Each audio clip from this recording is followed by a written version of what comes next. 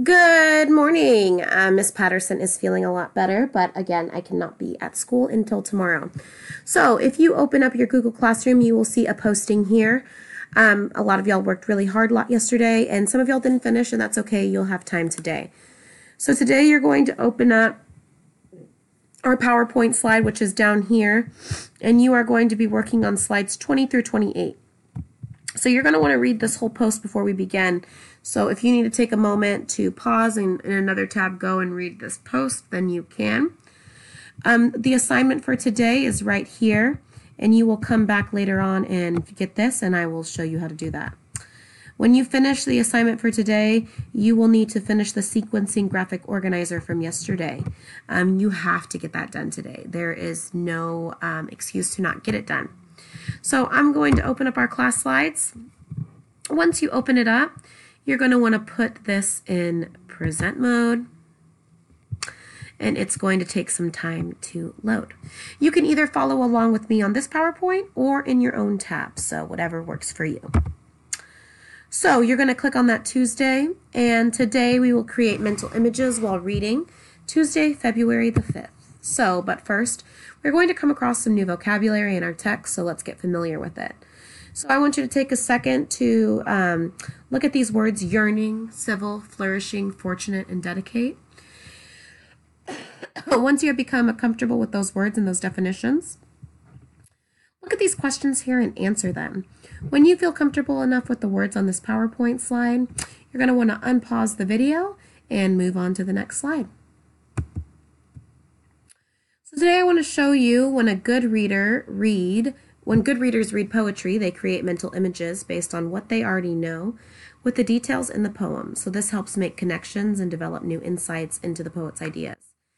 So some of our sensory details that we talked about at the beginning of the year, what you see, hear, taste, touch, smell. These are all things that were going to help us visualize when we read the poems that we read today. So, poetry. We will be reading some selections from a movie in My Pillow.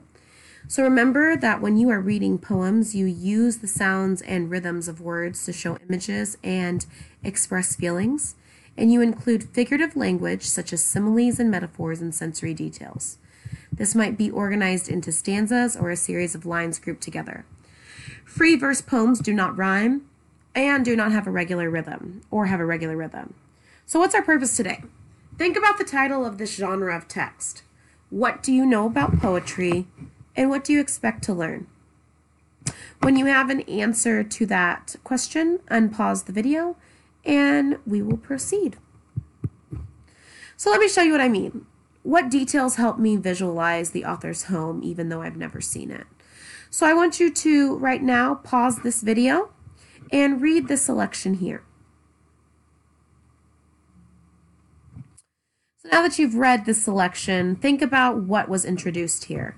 It talked about his home in San Salvador, and it talked about what his country was going through. So, what are the poems in this book that you think are going to be about?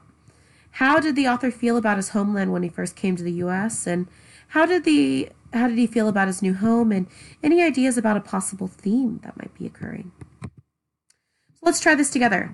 I'm going to read this poem to you, and we're going to discuss how this picture and the way the poem was set up help us visualize things. So how does the way the author arranges the lines in the poem help you visualize what the speaker is doing? Yo-yo.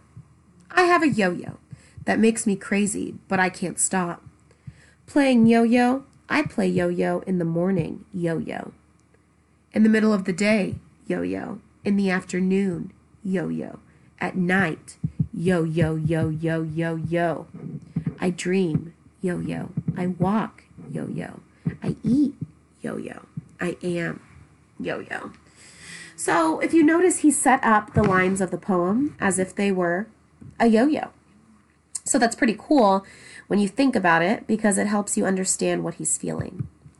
So did you notice the punctuation? The lines are arranged in a long line without punctuation to show the way a yo-yo moves. So let's walk through this visualization process. What do you see in your mind? Can you see him playing with the yo-yo in the morning? How about at recess? at night when he has nothing else to do? What would it smell like where he played the yo-yo? It would be outside. It would smell like recess. It would smell like relaxation.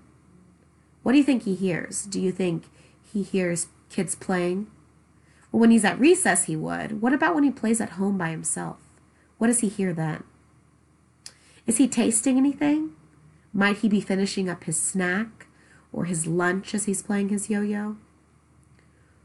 What would he feel? Does he feel the string? Does he feel the yo-yo as it comes down and hits back into his hand? Think of all the things that he could be feeling as he's playing with this yo-yo. So now you try. So I have created this poem here, The Best Guide in Town. Stanza 1, stanza 2, stanza 3, and stanza 4. So let's go see the city today. I'll be your guide. I tell my mama and my little brothers. So if we go back to the Google Classroom and into that posting where the assignment is, you're going to see these questions here. So there's a question for stanza 1, stanza 2, stanza 3, and stanza 4. So for stanza 1, after reading stanza 1 and looking at the images in The Best Guide in Town, tell me about what you are seeing in your mind. So let's read stanza 1 again. Let's go see the city. Today I'll be your guide. I tell my mama and my little brothers. Okay, so what I see is he's flying through the sky with his siblings and his mom.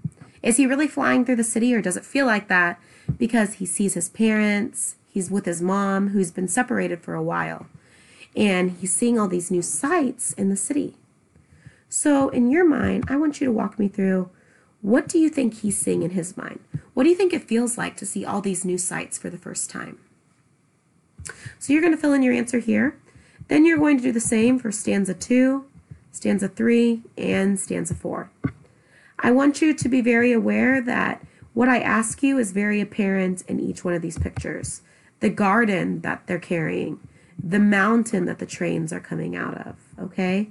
And I ask you one more, I believe. The giant buildings that pick up the stars. So how are the giant buildings that touch the stars affecting anything? Once you do that, once you finish this assignment in the Google Classroom, go ahead and you will be able to submit it. And then you are going to finish your assignment from yesterday with the text structure if you hadn't. If you did, move on to Education Galaxy, the pre-diagnostic test. And then you are going to read, not to the sub, read to self. So go ahead and work on that. If you have any other questions, go ahead and ask the sub and she'll be happy to help. Thank you so much. And if no one's told you today, Miss Patterson loves you. I'll see you tomorrow. Bye-bye.